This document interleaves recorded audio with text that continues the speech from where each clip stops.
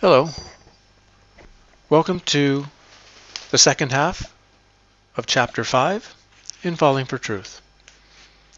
The second half of this chapter looks at the topics of sexuality and parasitic adversaries.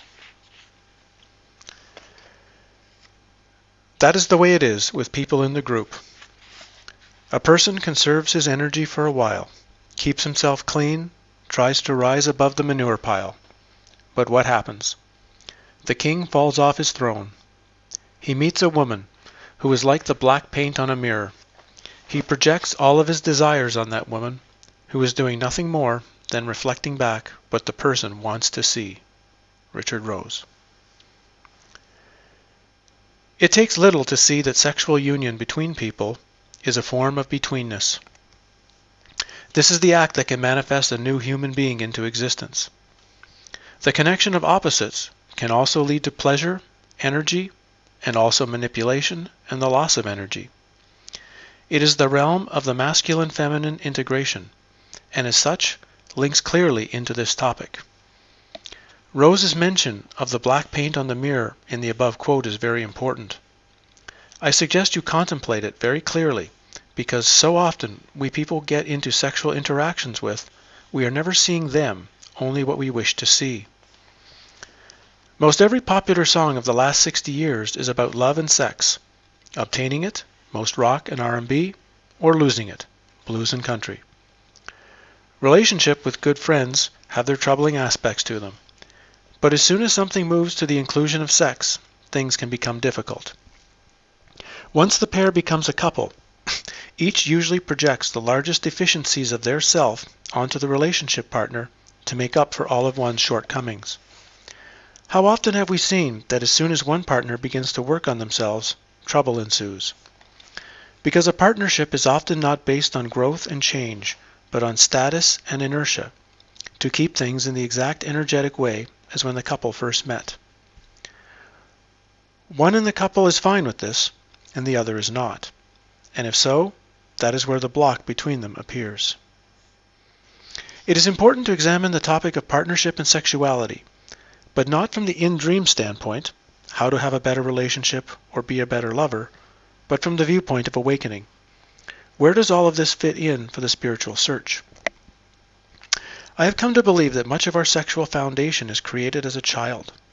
How things go in this area, then, is a main structure of what we will move towards or away from. I will share two events. The first happened when I was around 9 or 10. I met a girl. She lived across the street from me and was maybe 2 years older. I have forgotten her name. I had not really had much of any notice of girls up to this point, but something about her was different. Maybe it was because she was older than me. It was the summer, and she the daughter of a single mother who worked all day. She may have been new to the city, or at least to the neighborhood, and didn't know many people. She started to spend afternoons with me at my house. I'm not sure why she spent so much time with me. I don't recall us playing much, like I did with other friends who came over. My memories of her are mostly sitting on the front stairs, just talking. There was no doubt that this was the first girl I was attracted to. Blonde, tall, and a few years older.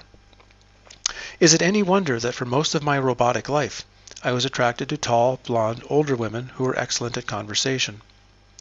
The main emotion I always felt around her was that of inadequacy. I never felt I could be good enough for the girl across the street. Yet still the greatest moments of my early life were the few times she invited me to her apartment. Just me and the tall blonde older girl, sitting and talking. Even now all I feel are the twin emotions of extreme excitement and terrorizing fear. I think we kissed once in that apartment, but for some reason that has been blocked out. She moved a few months later, I'm sure in a very messy family situation. But I've never forgotten her. I wonder if she knows how much she shaped my life, how in some ways I was looking for an exact replica of her, to experience what I was too afraid to fully experience then. My second personal story is from November 1979, and my tall blonde had been gone for a few months now. This afternoon is my last day of school in Sault Ste. Marie. My family's moving to Toronto the following day, and classes have sort of stopped, as we were having a bit of a going away party for me. Funny, for all the leaving I've done in my life, this is the only going away party that has ever been thrown for me. It is also a memory of one of my more fearful moments, all psychological, all self-induced. My other crush at the time was a short brunette named Leslie Joe. It was something about her smile and the way we would laugh together as I would walk her halfway home before turning left and going to mine. Today, however, there was an unexpected twist. It was around 2:30 and class was over early. Most of the class was going home just like normal, but she had a different plan. How about we go in the bushes and say goodbye properly? I froze. I mean literally froze. Something I had been hoping for was now being presented. The only images that could float across my mental screen at that moment was thoughts of how I would embarrass myself with her. I would be inadequate, and somehow give her a terrible last memory of me.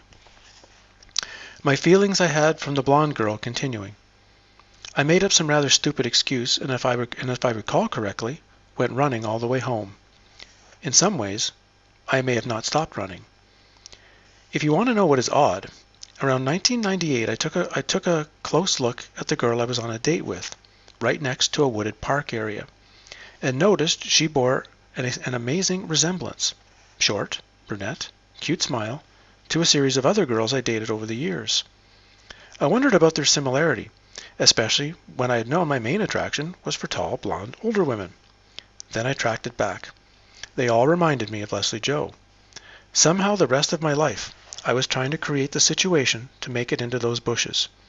I had tried my best to find a similar likeness of the woman whose simple question sent me running.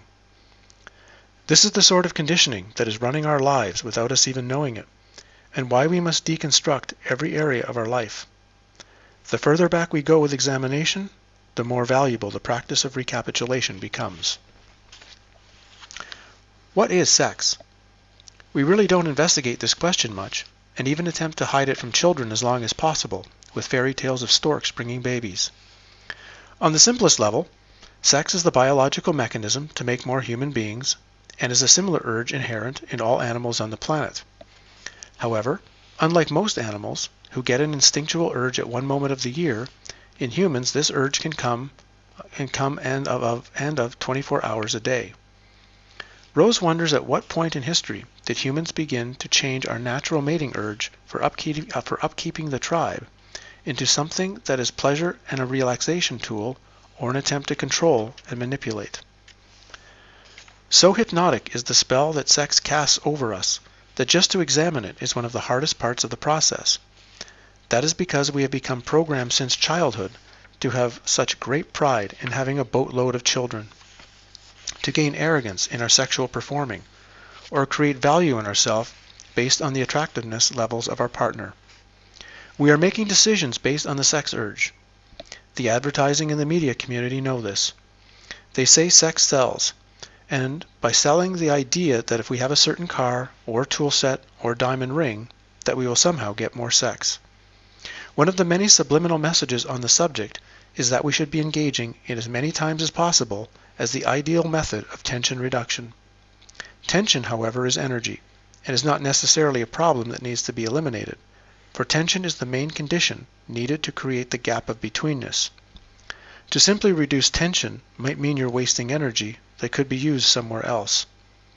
At the same time, an equal programming is telling us that feeling this urge and engaging in sex is evil, a sin.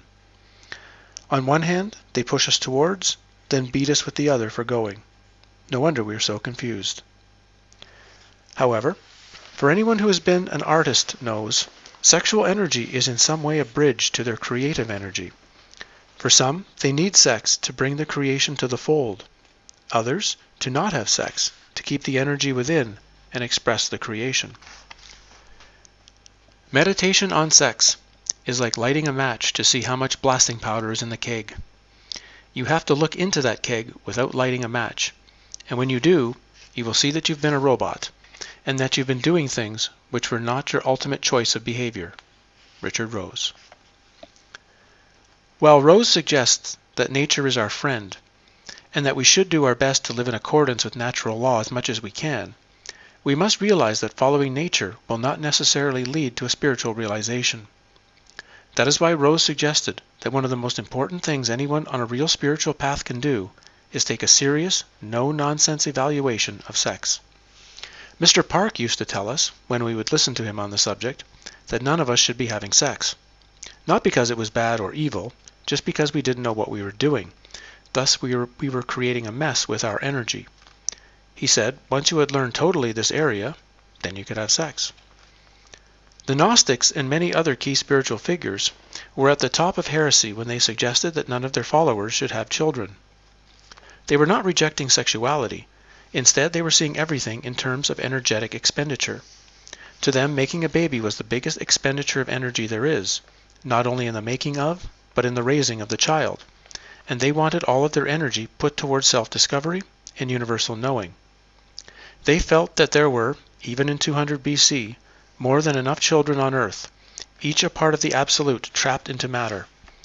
They felt the Earth didn't need more children, but to look better after the ones that are already here. Family pathology is passed on generation after generation, and parents generally are the same as their parents in raising children.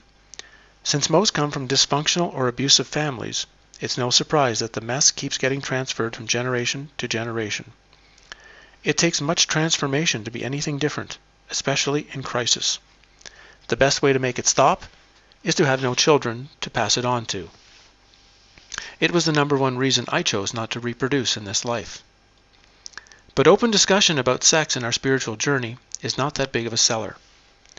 People want the spirituality when we can give up everything except our precious sex lives, or if anything, find how their spirituality can get them more of it. It is why the teachings of Tantra, Red Tantra actually, are so popular. We get to screw as much as we want and feel as we are screwing our way to God. We do not see until it is too late what this chase for sex and relationships has meant to us, physically and emotionally. While young, there is so much energy to use. It is hard to notice that it is being drained in the hunt and chase. Sexuality is often an attempt to fill a gaping hole within. Another aspect of sexuality is what the ancients referred to as the secrets of gender. In the ancient mind, the interaction of not men and women, but masculine and feminine was important. Most ancient languages have gender built directly into it, and there is a reason for that. It was part of understanding this dual world was seeing how these two forces make up every part of reality. Certain things and actions were masculine, while others are feminine. That does not mean only men or women could do certain actions, but something much deeper. Certain actions need to be done in a masculine way, others in a feminine way. This has mostly been lost to our modern society. In fact, the last 2,000 years there was an attack on femininity, and it has been systematically destroyed, with quite serious consequences for how society and government were shaped. But now in the last 50 years, it is the masculine that is now under attack and being destroyed. And that is and will also have serious consequences for the future. In the ancient world, young girls and boys were taken away from the village for a year and taught by elders what it meant to be a man or woman, not just from the standpoint of the village, but that makeup within all of creation. This has been lost. So instead of a system set up where men and women can grow up to cooperate intelligently with one another, we have created a world where both are in confusion, competition, and corruption together. A return to the ancient way is desperately required. It would be more compassionate to encourage people to fully feel the void they wish to fill with pleasure, and help them locate their misplaced souls that should fill it. John Kent. Any teaching of using sex to attain liberation from the bonds of the earth seems clearly contradictory, like dousing a fire with gasoline. Granted, Tantra claims that its practice does rechannel this energy, and certainly results in altered states of consciousness, even ecstasy. But if someone is using their spiritual practice to feel blissful, even feel better, then they likely will have little chance of going beyond any stage that they feel good in. A state is still a state, and the work is really a continuous life quest to see what is beyond or prior to all states. Rose was a strong proponent of celibacy, at least during a crucial period of the path. as the best way to store energy needed to make the final breakthrough into knowing. This was not just the ending of the act of having sex, but also to have ended the thought and desire in the mind for a period of time. He likens celibacy to coal in that it represents latent energy, and by pursuing this practice, it causes the coal to catch on fire. The extra energy is what can propel us over the threshold of death, or as mentioned in Indian yoga, can provide us with various abilities of the body and mind that are normally dormant. Rose also claimed that enlightenment may occur at the time of physical death, when all of one's energy ceases, if one had lived a prior life dedicated to the spiritual search. It might be said that the tension of this transmuted energy is what finally cracks the cosmic egg of the ego self, leaving one exposed to the reality or even propelling one into death. To him, celibacy is one of the most powerful acts of betweenness. Basically, he is saying, one does not need to live a lifetime of celibacy.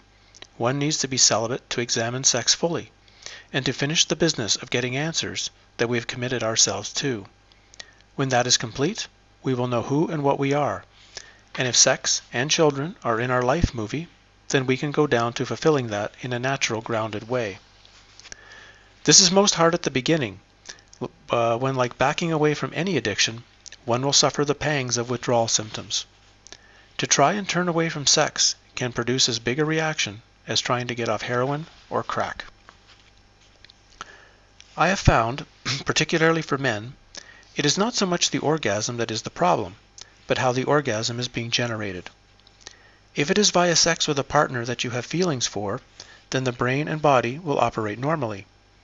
If it is via masturbation, fantasy, and even worse, porn-induced fantasy, then not only is the body being depleted of vital energy, we are destroying the brain. The dopamine centers responsible for pushing us towards pleasure get rewired, for this new pleasure requires no effort at bettering ourselves, being of use to the world, or even of being useful to ourselves. It is an addiction like any addiction, and the addiction is the effect on the frontal lobe and the dopamine centers. Any new phase of sexual revision, a new phase of sexual revision has appeared on the internet, known by the code NoFap, by which thousands of young males and men all over the world are working to get off the addiction and regain their mind and life. For most, it takes at least 90 days to allow the mind to return a normal state of functioning, and for others up to a year of this work. I suggest you look more into this and see how it could apply to you. As one anonymous woman wrote, "We need a new group of males in the world. How would the princess ever get saved if the prince had spent all day staring at xxxprincess.net on his computer?" This quote comes from David Dida and his book, The Way of the Superior Man. You will not be able to bypass ejaculation until you have experienced far greater pleasures beyond it. If you have accumulated a lot of tension in your daily life, ejaculation will afford you with a temporary release and relaxation. But as you live your life with more and more true purpose each day, you won't accumulate so much tension. Then you will discover that ejaculation, for the most part, actually weakens you. It feels great for a few moments, but the price you pay for the genital squeeze of ejaculation is mediocrity in your daily life. In a subtle way, excess ejaculations will diminish your courage to take risks, professionally and spiritually. You will settle for doing enough to get by, to be comfortable. But you will find that you would rather watch TV than write your novel, meditate, or make that important phone call. You will have enough motivation to live a decent life, but ejaculations drain you of your cutting through energy that is necessary to pierce your own wall of lethargy and slice through the obstacles that arise in your world. Your gift will remain largely ungiven. We need to move into work on our sexual connection gradually.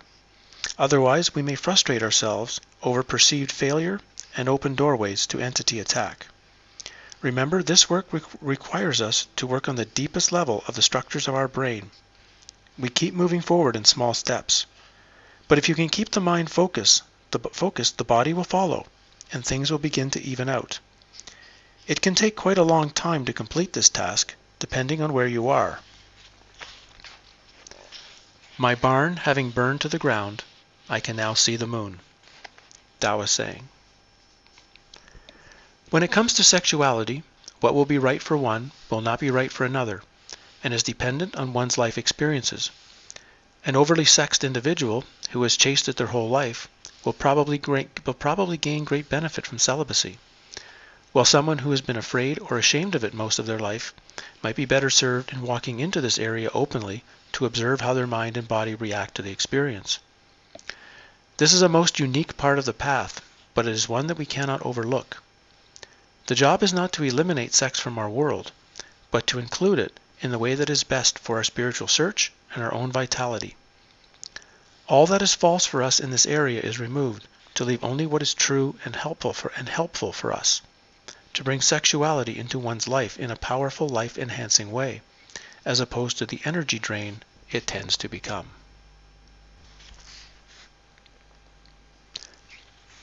Parasite adversaries.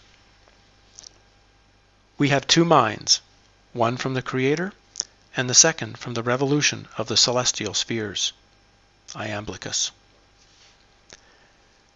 Something that is not really talked about enough in spiritual work is the rule that as we take a step forward, something, which could be called a force, is there to try and make that step difficult, and if possible, make us take 2 steps back. Something does not like the sheep getting too close to the fence. Rather than try to name this force specifically, for there are so many parts, it is better to label it the forces of adversity, a downward force that wants to keep us Earth matrix bound. Mostly the spiritual community wants to find ways to avoid, deny, or repress this entire area with beliefs and hopes, such as nothing bad will ever happen if we only have positive thoughts, believing that all is love, or that we can vibrate ourselves to another dimension and never see bad stuff. These are fantastical hopes, rather than an honest study of how reality is. This subject, of demons, energy vampires, aliens, is a main topic of the writings of the ancients, as among the oral tradition of tribal wisdom. In fact, any area that the mass of modern sleepers ignore or are shamed away from exploring should be the very area a truth seeker wants to look at in more depth. Studying the forces of adversity is to learn how we are affected by them, how they operate within and through us, so to be aware of what to back away from. We are not doing this to fix or change the world, but to fully know the self that is here now. The Gnostic writings, seconded by the books of Carlos Castaneda, claims that members of the human race have a true mind, which is part of our natural functioning at birth. The problem is that we almost never use it. We have come instead to listen to and to trust an impostor of this true mind. This impostor is something the Gnostics called a virus, given to our race by destructive beings named archons. Castaneda, in the active side of infinity, called this mind a parasite, one which came from beings he called mud shadows or flyers. This parasite links to our fictional self, belief system, personality, and mask at a very early age. While ego is supposed to mean this fictional self that we use day to day, because of the psychotic nature of the parasitic control of it, generally ego is now referred to the manifestations of the parasite. Rose also spoke and wrote about this topic, but not in great detail. He claimed that people had to examine this notion that humans really are the top of the food chain, as we are conditioned to believe, or if entities who reside in other dimensions are in fact eating us. He said these beings are not superior to us, just strategically better off, because they operate in a dimension that few humans see. Psychics and young children, and occasionally people on heavy drugs, get occasional glimpses. We cannot see electricity or air. We only know them by their effects. The same would be the case with such entities. We have to test the validity of their existence by watching our own minds. I see no other explanation for the huge expenditure of energy. It has to go someplace. All the entities want is to keep us reproducing so they can have ever more access to the food source. Richard Rose. What are called adversaries are not naughty genies that make us misplace our shoes and run late for an appointment. This is far from the case. This force is strong, intense, nasty, and often manifests in or as human forms. Rose claimed one of the main areas of parasitic influence is human sexuality. He claimed that great rush of exhilaration we feel during sex is the sensation of our energy leaving us, mainly on a psychic level. This is evidenced by the great fatigue we feel after. The entities also seem to like the intense energy of trauma, killing, torture, abuse, and bloodlust. The nastier a person's behavior is, the more likely the non-human parasite is in control of the egoic mind. Someone can even be taken over for just a moment, commit a murder or some other act, and then have no idea why they did it. This is not mentioned to open any notion of ducking personal responsibility, but rather to see just how vast this subject is. The biggest block in humans is not the invasion of a predatory species, but the hidden attacks in our own minds. Second Treatise of the Great Seth, Nag Hammadi Codex.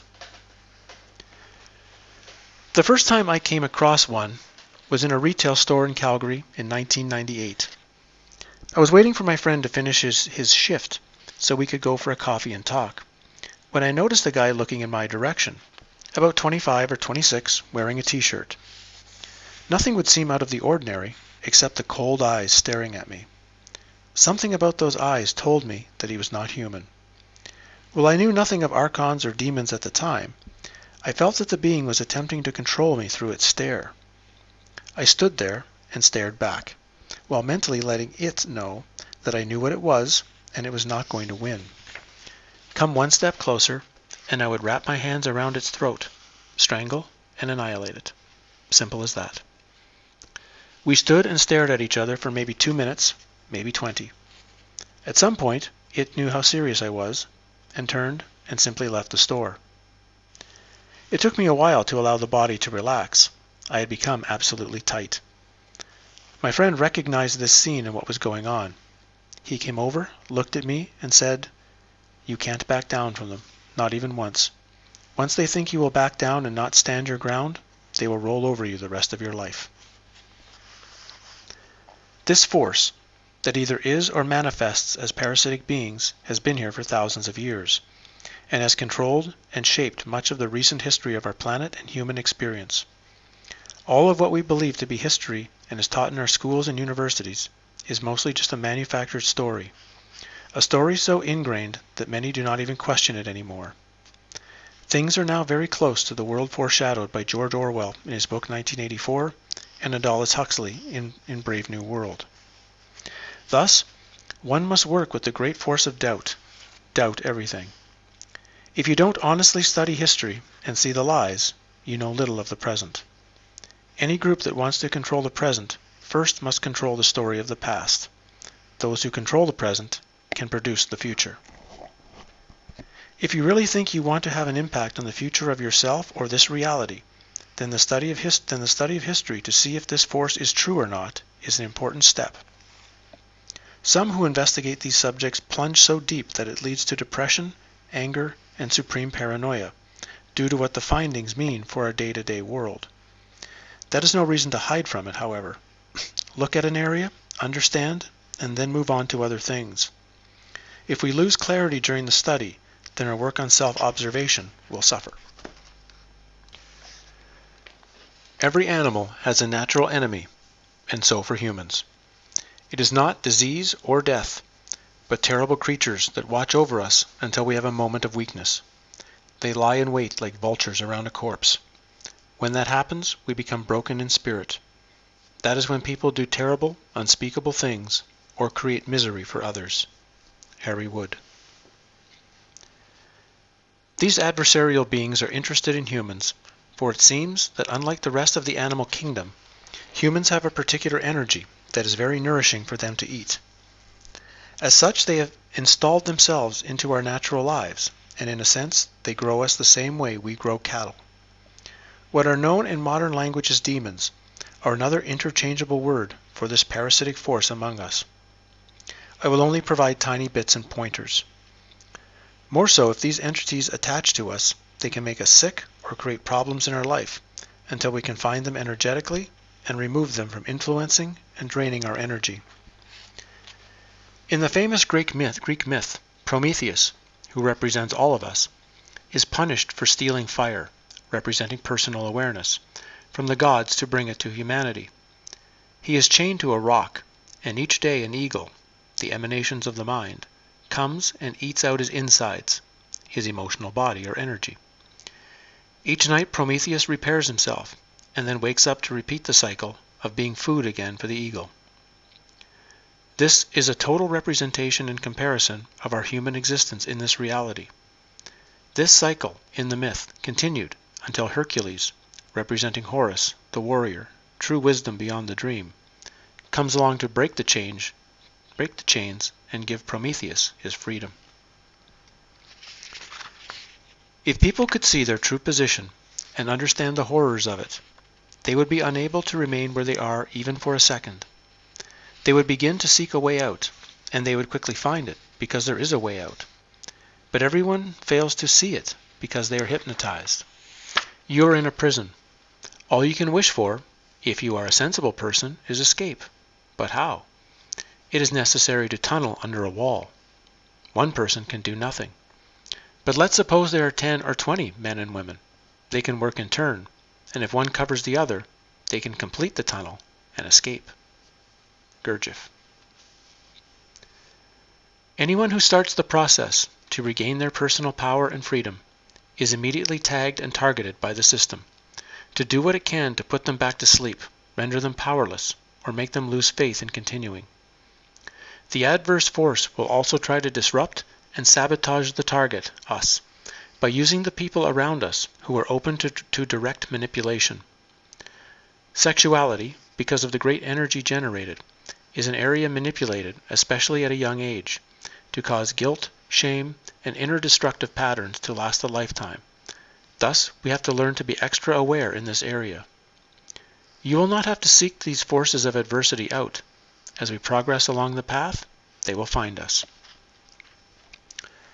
This one takes a while to understand. People you know can be unknowing tools of attack through a weakness in them exploited to slow you down. So we remain alert, not emotionally reacting to possibly set up situations. When Mr. Park said we were filled with darkness, he could have also said we were filled with this mental virus. We see these forces survive in the dark. Thus we cannot succeed in fighting them there, as that is their territory. But we can drag them into the light by making their tactics visible, where they lose their power of being unseen. Whoever cannot stand in the darkness will not be able to see the light. First Apocalypse of James, Nag Hammadi Codex. The lamp of your body is the mind. As long as those things inside you are set in order, your bodies are luminous. Dialogue of the Savior, Nag Hammadi Codex. A philosopher must be on guard all the time. You have to watch certain circumstances set up to tempt you. You have to watch falling through on a universal setup. You have to watch everything. Is it time for action, or are you being baited?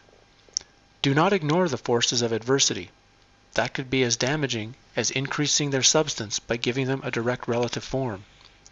We should ignore the elements of adversity, yet we should never ignore them. Keep to the business of observing. Richard Rose. We are not as alone against these adversaries as it may originally seem. As much as there is an adverse force looking to push us down, there is a similar force looking to help us up. Becoming a warrior, a seeker of answers, becomes like a call to this helping force. To Rose, the complete commitment we make in any endeavor in life is what calls forth these helpers. Commitment was not an act, Rose said, but a magical act. The results of it will rarely be seen openly, but behind the scenes in the vast area he termed betweenness.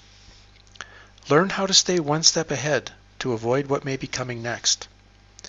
This idea may be what Rose called running between the raindrops. We cannot stop the rain, but we can gain a wisdom and a way to maneuver where we are able to move forward between the falling rain and not get wet. The basic mistake being made in perpetuating all of this comes from not recognizing that there are two selves. There is a small S self that gets infected with the parasite, which is everything we classify ourselves to be. My body, appearance, what I do, where I go, what I think about, memories, opinions, beliefs. In other words, one gigantic soup of tiny things that make up a bigger believed whole. This self is constantly in flux, changing continually. However, there is also a big S self that is essentially all that is, which is beyond form and thought, and is ultimately unchanging. The small self is a fictional shadow. Ego is nothing but a story. Past events and memories that are woven together into an album called the story of me. Particularly important in this album is any item taken or translated by mind as an event or item where we felt we were hurt or in pain or got no respect. I get no respect at all. Are you kidding me? My wife is afraid of the dark. Then she saw me naked. Now she's afraid of the light. Rodney Dangerfield. Dangerfield's comedy, like many other comedians and musicians, was born from his childhood trauma. Yet most of us haven't discovered the transmutation into music, painting, or comedy from our traumas. Instead, we have only found ways to punish ourselves more. The purpose of working on our past and our traumas is not for healing or well-being. That is a side effect. Rather, it is to know the current self better, to see how our mind works and why we do what we do. It's not about creating a peaceful mind, but cultivating the groundwork for an observed mind. We don't need more trauma, just to examine fully that which has already been experienced. Mental and personal delusion is better likened to a cancer of the body system, in which the objective is to locate the cause of disease and remedy it, returning the organism to wholeness and vitality, not to cut out the offending body parts. John Kent. To liken the ego to cancer can give us the energy and focus we need to tackle it. To be like Captain Ahab in Moby Dick, who attacked his egoic mind, symbolized by the white whale. If man will strike through the mask. How can the prisoner reach the outside, except by thrusting through the wall? To me, the whale is that wall. Moby Dick. Ahab chose to give up all in his life except his battle against the whale, and he did so in a sense, knowing that as long as his ego was running the show of his existence, that he, in fact, had no life to speak of. Thus the core of this area of work is to continuously confront ourselves in every aspect of what we call me and to dissect it to find what may be real. It is terribly nihilistic and threatening, and one will encounter tremendous resistance, which can also manifest as procrastination, distraction, and depression. That is because what we are examining is not just false, but a parasite. John Kent. So what's the big deal? Anders asks. Okay, I have this mind, I know that, and okay, perhaps it might be, as you say, something foreign, even a parasite, but that's fine. I can work on that. It's all within. You make it sound like I should be afraid. Well, you should and you shouldn't. It's a bit confusing. The problem again is not that I have a separate egoic parasite and that you have a separate egoic parasite. That's one of its main tricks. The issue is there's only one parasite.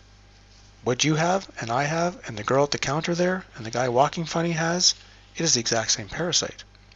We have an individual ego, but the same parasitic invader, slightly adjusted based on environment, life experience, and personality traits, but the same nonetheless. They know how to communicate with each other, how to hook, and to get each other to react, for these are just a batch of cloned minds all around us. They are constantly sending out waves that try to hook any minds around them. We can be hit by the thoughts of everyone around us. Just a few moments without awareness can lead a single action that causes a wave of destruction around us, either an internal thought carried out or a reaction to someone else's. Later, for the life of us, we cannot figure out why we did what we did. That is why we need to become a stellar witness of everything going on internally, while at the same time staying alert to what is going on externally. The entire setup of Western civilization and society was created to serve only one thing, the parasitic mind. This really is a bizarre place. You mean my house? I mean Earth. This is Nutland. I don't think it was supposed to be Nutland originally, But for sure, a main reason for the way it operates now is thanks to the minds of human beings. And since the actions of humans the last several thousand years are doing nothing but creating massive destruction, that in itself is an indication that this mind thing might be a parasite after all. I believe that some of the ancient structures, like the pyramids at Giza, Dashur, Teotihuacan, sites in Peru, etc., are far older than modern history wants to tell us, like hundreds of thousands of years old. That is one of the great draws for me going to visit a place like them. It is not just to get a jolt of powerful energy. It is to touch back to a time where humans lived on the earth before mind parasites. I believe there really was a golden age, and a few sites around the world still offer a direct link to it. A time before the parasite. What a thought, huh? Andres is quiet for a few moments. He asks suddenly, "What happens when our parasite gets weaker?" You will think you're going crazy. The world, as you've always known it, begins to shift and change and alter. You run to the people you trust most, family and closest friends, for support. But they too have a parasite, and that parasite does not like to see one of its copies lost. So they all fight hard to get you back under control. So what is the way through? For me, I needed to take a close look at this thing called my mind. But it is real hard to see the mind with the mind. Impossible almost. So that is why I chose to follow a specific set of actions designed to shake the mind. Along with recapitulation, I was also practicing dreaming and not doing. And they were almost crazy things designed to test the mind and reality. Did they pass the test? The mind? Reality? No, they failed miserably. One element of this thought examination is dwelling on the possibility that in the future we could reach a point where we could legitimately call ourselves sane. That is not the university psychology model, in which anything the masses do and believe can be deemed sane. Instead, it is coming to see that the mind we trusted in for as long as we can remember is in fact insane. And this is only seen by finally looking at the mind from something or some place beyond itself. A deeper part of ourselves becomes activated in this kind of work, which leads us to finally seeing the limited, almost trivial level of perception that we have continuously been operating under.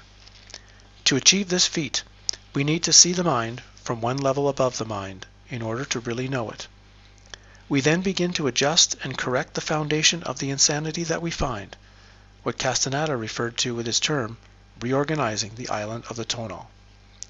Once this is accomplished, then, as Rose said, if you like what you see from there, then you are sane.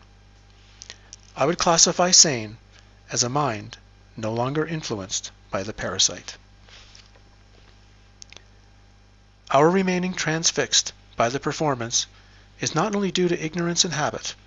We have also learned to love the fiction we create, while not suspecting that we too are created.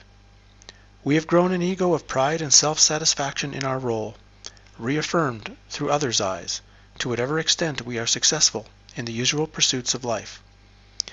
Yet this conditioned enjoyment is also confronted by the emptiness that it really is. You must become an observer instead of remaining an actor before an audience of fools. Richard Rose. Thank you for listening to the end of Chapter 5. Chapter 6 will be coming up shortly, which will discuss the ideas of not doing and specific practices designed to look deeply into the mind.